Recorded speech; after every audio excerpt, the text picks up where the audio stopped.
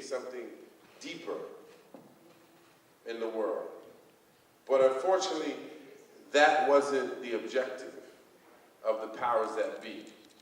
And frankly, because I set my expectations so high, having returned to Fox 20 years later after helping to build the network, when we did New York Undercover, there were only 9 hours of original programming on Fox at the time.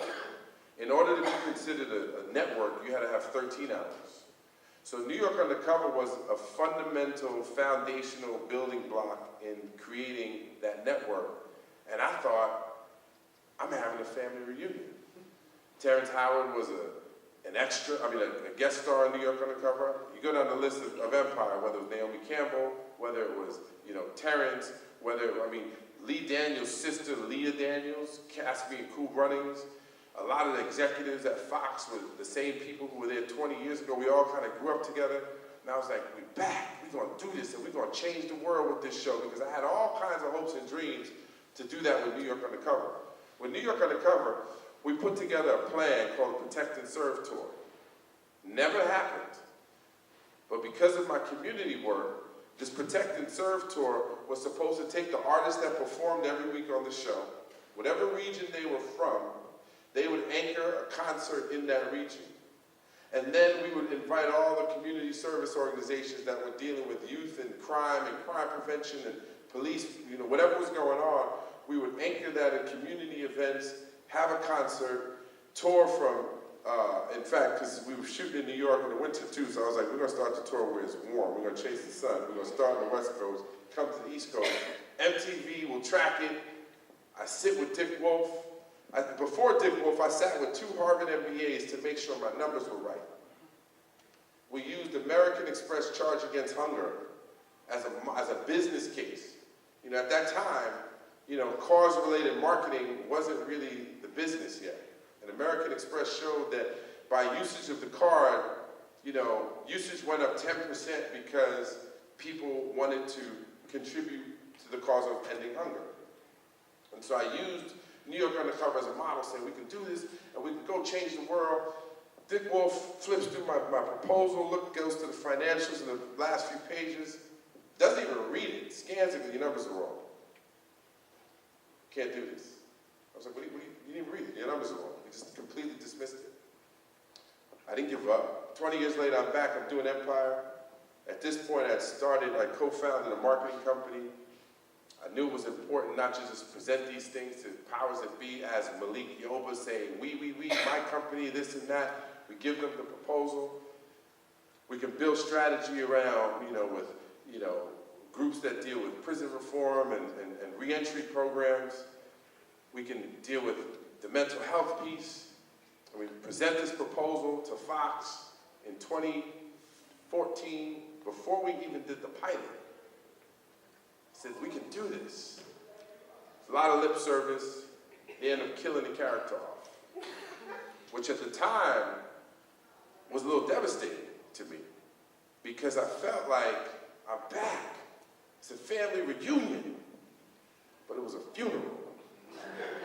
And I didn't know it was a funeral until Lee Daniels gave me that call while I was in Ferguson. Chicago's an hour flight. And I would go down to Missouri right after Mike Brown was shot. And I was working with the Urban League down there.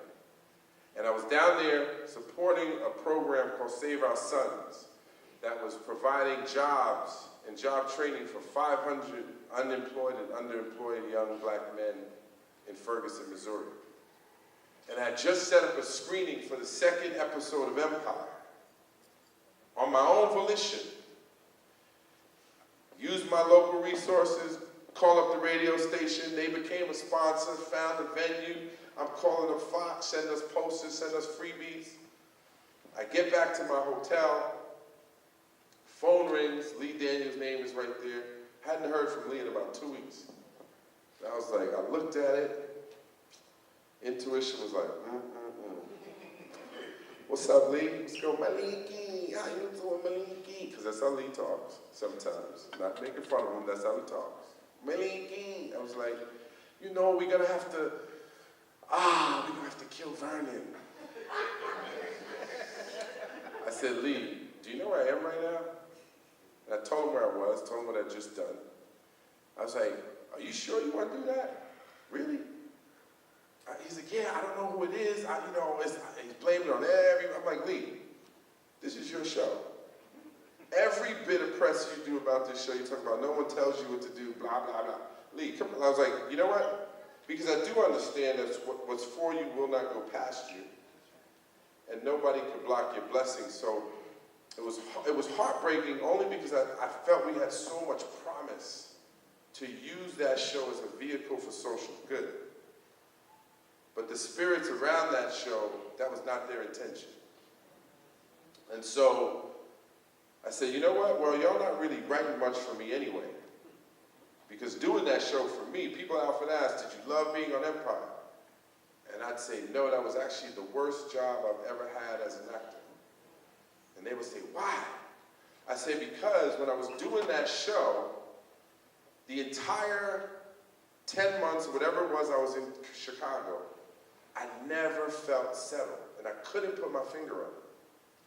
And I knew that the material wasn't on the page. I could look at the script and go, oh, this is amazing stuff I'm going to get to do. I was like, oh, I don't really know about that. In fact, the third episode in, Lee had a little medical situation. He was in the hospital. I called him up strictly to check on him. He goes, first thing he says, Lee, I know, Terrence already called me. We're going to write more stuff for you. I was like, what are you talking about? I'm calling this to check on you. He goes, well, why is Terrence calling me to tell me that we need to write more stuff for you? I said, I didn't tell Terrence to do that. Terrence did that on his own. But the bottom line is that I wasn't supposed to be there. At least I was only supposed to be there for a short amount of time. Maybe long enough for your daughter to become a fan. Which I'm cool with, because I like the multi-generational thing. I see some young seniors in the house. Any seniors in the house? Where the seniors at? Now, turn these lights up, because I seen y'all. 1, 2, all right. In fact, there's mostly seniors here, and I like that. So, you can turn the lights back down. Don't let people feel self-conscious. But for me, the number one question I get asked, especially at this point in my career, I did Cool Runnings in 1993.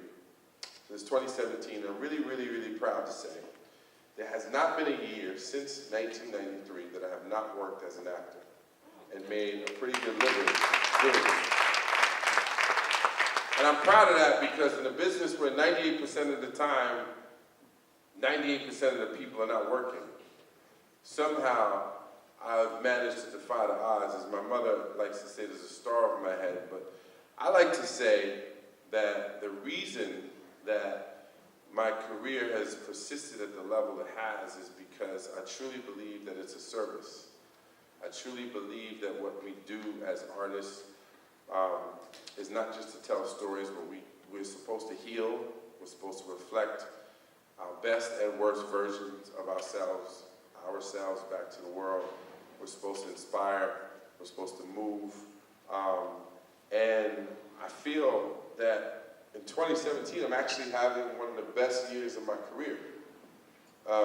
In fact, every single job, except for one, since I did Empire, has been an offer, which means I'm not asked to audition. Now, I am asked to audition. A lot of times I say no. And the reason why I say no is not out of ego, is because I'm so busy creating all kinds of other stuff that I feel like if I'm committing my time to audition for your maybe, it takes me away from the definite that I'm working on. And so the blessings are flowing. I guess we can get more into that in the Q&A. I won't spend too much time on that. But is that a good way to start? Yes, it is. And then we can move on? Yeah? All right. Ashe. Ashe. Can I sip on my wine? All right. Which seat? Go sit down. You ain't Mr. Harris. You go sit down. Sit in the corner somewhere. Do we have 2 mics? I see another cable and I see, hold on, brother, watch this. There was 2 mics. There's 2 mics.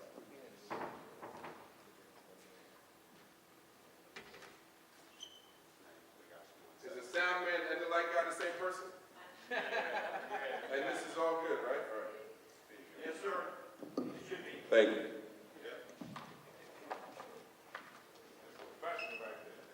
I know a little something about production. Wow. Well, first of all, thank you. Give it up for Malik Yoba. Wait, before we start, because I've seen this dude on television, and I've seen him on YouTube, and a lot of times, I just love seeing smart black men. And so I really appreciate seeing you do what you do as an educator and as a person of the community. So I just had to say that. Thank you, brother. Appreciate that. So can we go back to the artist within reach piece and Because wait, you were about to speak there, or you did, yeah, or? I did. I talked to I did like a session with the kids, and I'm gonna go back and do another piece. Tell because I think that program in some ways is kind of like, it seems like it's almost like your baby in some ways. Like, these are kids who are artists or interested in being an artist, but also in the community. So the program is really consistent with the vision for your career. But can you just tell the audience a little more about what that was and what you said to the kids? Artists Within Reach was started by a woman, what's Jerry's last name? Rayon. Jerry Rayon.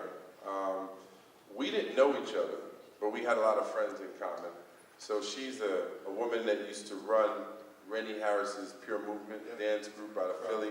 Yeah, Rennie Harris, shout out to Rennie Harris. And anybody from Philly? Okay.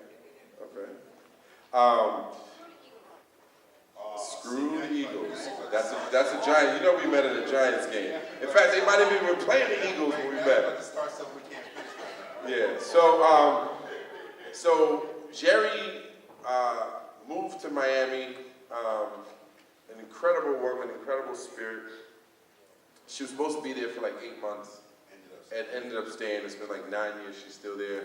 Because she's such a person in the community, she wanted to create opportunities for young people, and saw, as a person who came from up north, who had some theater arts background and training, she could add value to that community. And so she began to raise money to bring artists in, and she had me on a list. And even though she never met me, she was like, and she didn't know anything about my community work, which was kind of crazy. But she was like, something about him makes me think he should come and talk to these kids. And then she began to talk to some friends. We had some mutual friends in common. And they extended the invite. And so they said, can you come? It was like a year earlier. They were like, can you come in 2017 to come talk to the kids? And we're doing, the theme of your presentation will be called Notes to My Younger Self. And then Jerry and I got on the phone, and then I sort of downloaded all my background to her, and she said, I think you would be perfect. I knew I had, an intuition that you could be that person. And so I went down and I did a very interactive workshop with the young people that ended with an old exercise I would do with young people where you have them write a letter to themselves, and then you send it to them 6 months later. So at the end of our experience, we handed out envelopes and blank pieces of paper, and the kids wrote letters to themselves. And so then it became the metaphor, right? Note to my younger self. So they got to do that, and I guess 6 months from now, they'll receive a letter from their younger selves to themselves about whatever their aspirations were or what have you. But it was really an opportunity to just download, lifetime of experiences. And no matter what it is that I do, I always lead and end with the importance of being of service, and something that my father always said, particularly for artists, but I think this is true for everybody, build your own generator so when they turn off the power, you still have lights. And so make your own luck by working hard every day to make things happen. You just a little dirt on Empire for us in the talk, and I think it raised an issue for me that maybe you can speak more specifically about, which is the difficulty of trying to get constructive representations or constructive social messaging around the Black experience of the Black. How difficult is it to do that through television or through film? Because I think it's easy sometimes for us to say, Empire took a turn towards the soap opera as opposed to it being something a little bit more dramatic. But in your experience, how difficult is it for creators to get content out there that people think of as making Well, you know, my path has been interesting because, so the very first movie I did in 1989, and it was a movie called Seriously Fresh. It was written by a guy, it was produced by a guy who used to be the president of HBO. In the 80s, a lot of his friends were dying of AIDS. And so he started a company called AIDS Films to do these half-hour narratives that would show in hospitals or clinics or libraries or schools to educate people about AIDS. And so the very first film I did was that film. The second film I did was a film in '91, was a film called Reunion, which had a similar kind of social message. The first film, which I found out about, just a little more backstory, I didn't pursue acting, even though I did it my entire life. I didn't like the idea of other people telling me when I could work. And so I was actually pursuing music more than acting. As a singer, guitar player, writer, I was doing shows all over the place. I was performing on television, and you know, with City Kids, we got a chance to perform with a lot of celebrities. People like Demi Moore was our spokesperson, Quincy Jones, you know, Herbie Hancock, Michael Bull. We had all kinds of celebs at the time, late 80s, early 90s, support our work. So I was happy and intending to go in that direction. I went to work one day in '89 at City Kids, or '87, and there was a flyer on the wall promoting an audition, and it said it was paying $325 a day. And at the time, we had run out of money that summer, and I told my boss, because I also had a waiter job, that I would stay and volunteer that summer. And when I went to work one day, I saw the sign, and I was like, you know what, I'm gonna go audition for that movie. I got the movie. The guy that wrote that movie was a guy named Jamal Joseph, who's now the head of Columbia Film School, but he had just gotten out of prison for his role in the Black Panther Party. And so he subsequently wrote a book called Panther Baby, which people could pick up. And so I invited him to Black History Month to talk to my kids, and we ended up hiring him. He's the one who told me about Cool Runnings, and that audition for Cool Runnings, which was an open call. And so not only is it not easy, there's a whole lot of fortuitous things that happen. So for me, my journey into the space was with cause-related social messages. And then Jamal ended up writing an episode on New York Undercover with Reggie Bythewood, who just wrote the series for Fox, Shots Fired. So New York Undercover itself, everyone involved with that show, Dick Wolf, in spite of himself. No, I say that only because he wasn't one of the writers on the show, he was executive producer, but we were trying to say some stuff with that show. And, you know, we were very intentional with that. And so, you know, and so for someone who came out of, you know, community work, has his first TV series be a show like New York Undercover, for me, it seemed easy in the content itself. Coming up with the strategy, the marketing stuff I want to do around the show was more difficult. But for the most part, it has been a challenge since then. But it depends on the show. I'm currently doing a show called The Last OG with Tracy Morgan, where Tracy plays a guy that just came out of prison after 15 years to a gentrified Brooklyn. We used to hustle together on the show, and it's somewhat autobiographical. And I run these high-end coffee shops now, and now he ends up coming to work for me on my character. And we were on set, and Jordan Peele, who wrote Get Out, and obviously Key and Peele is one of the producers and wrote the pilot. We were on set a few weeks ago, and we were talking about the nuances of reentry. And I was like, you know, we all know people who have done some time, from Tracy to one of his writing friends to Jordan. We all know people who have done some time. And I said, you know, I work with this particular group of young men that have just come out. And in fact, one of them, I'm really proud of him. He's the first graduate of the Prison to College Pipeline program at John Jay College that a friend of mine, Dr. Boz Dreisinger, started. And Devon Simmons is now at Columbia with Jamal, right? And Javon just got out like 18 months ago. And so I was like, you know, we need to have these dudes on set. We need them in the writer's room. And Tracy and Jordan, everybody in that show is all about it. So it depends on who's involved with the show. Jordan Peele is producer on this? He's executive producer and co-creator of the show with Tracy. And the title of the show is? Is The Last OG. It'll start in in the fall. And TBS, yeah. So TBS, when I read the pilot, I couldn't believe. I was like, we actually get to say this. Like, really? Right. For network television? Yes. They're like, yo, we're just gonna bleep it out. Wow. And so we get to raw dog it, and there's some seniors here. We get to say whatever we'd like. Maybe for folks who haven't seen Get Out or don't know Key and Peele, talk about working with Jordan Peele. Jordan Peele's a genius. Really humble dude. I didn't know he was from New York. He's from the Upper West Side. Get Out is Jordan, a very smart take on the classic horror film. Black dude goes to visit his white girlfriend's family, and they basically steal his black men's brains. I mean, it's crazy. No, it's true. It's crazy. It's crazy, but it's genius, and it made almost $200 million. But like you, he's made a commitment now that he wants to do content that. Yeah, but you know what? I think since January 20th, a lot of people want to. People are agitated. So I think it's a little bit easier right now. It's a little bit easier. I think people are really agitated and people are trying to use whatever position they have. In fact, for someone who's been in the community and doing this kind of stuff for a long time, I'm really happy. You know, I just read today. Well, I'm glad, because, Kaepernick is like, I'm no longer playing in the NFL. Like, I forget, So you have people that are standing up now that weren't really standing up before. So I think it's still difficult. With network television, you still are selling products. It's about advertising dollars, and you can't get too far.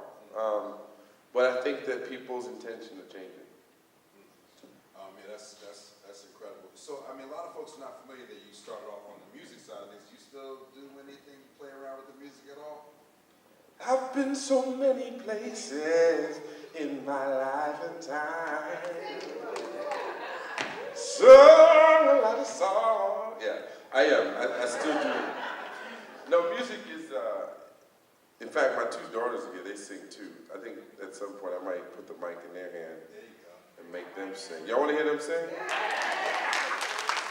They're hating me right now.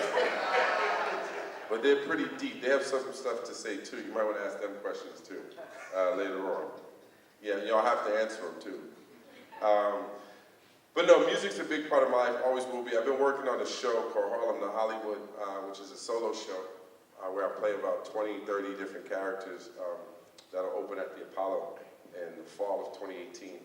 And that show is me in a therapist's office looking at my career the past 24, actually it starts from birth to kind of present. And it's told in the therapist's office because it's important for black men to see black man working through his stuff. And it takes place in a crazy nightmare dream. But a lot of it's my music, and it's all words that I've written, characters I've created. And it's one of those things that is driven by the build your own generator. So when they turn off the power, you still have lights. It's the most important work that I will do to date, because as a homeless man said to me many years ago, passing by on Houston Street and 2nd Avenue, he said, "Soldier, may I tell you, you never been nobody until you've been yourself." And so, so to have the opportunity after 13 years of consistently figuring out what this narrative should be, I'm happy to know that we just, my partner Kevin Ramsey and I just spent 2 weeks writing a couple weeks ago, working on this show, and it's finally gotten to a place where I'm really, really proud of what it's going to be, and it's the first show, and you can, like I gave my teachers my autograph, like I said I want to go to the Olympics in bobsled.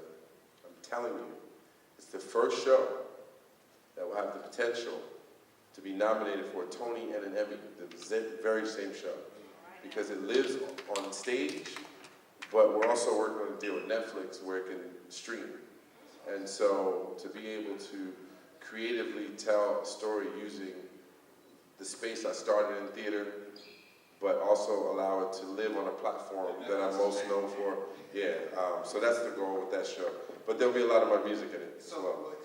So theater, film, television, do you have a preference for a platform? I love them all. The one thing I don't like is the politics and the nonsense around it, but I mean. Which is the worst politically? Of theater versus TV versus film?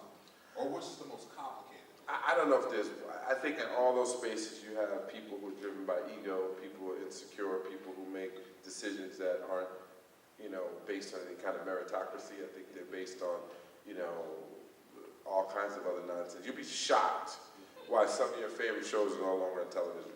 They have nothing to do with ratings or, you know, it's personality stuff. So my favorite thing is ownership. So wherever I can own it but I think for me, this particular show, man, is definitely my favorite thing because it's all me. Everything that I've been. And you do own it, you'll own the Netflix rights and all that. Well, we haven't negotiated that yet. I'm still just, you know, working on them. Like I told, we had a conference call a couple weeks ago, and I told the dude, I said, you know, when we started the show, Netflix didn't even exist. The goal was to put it on HBO. But I believe that since Netflix, I want people to be able to watch the show on their phone. If they can't come to New York or any of the 7 to 10 cities that we tour in, I want people to be able to experience it. Philly, New York, Philly, DC, Atlanta, Chicago, Detroit, maybe Dallas, maybe Miami, San Francisco, and are y'all taking notes on this? Yeah.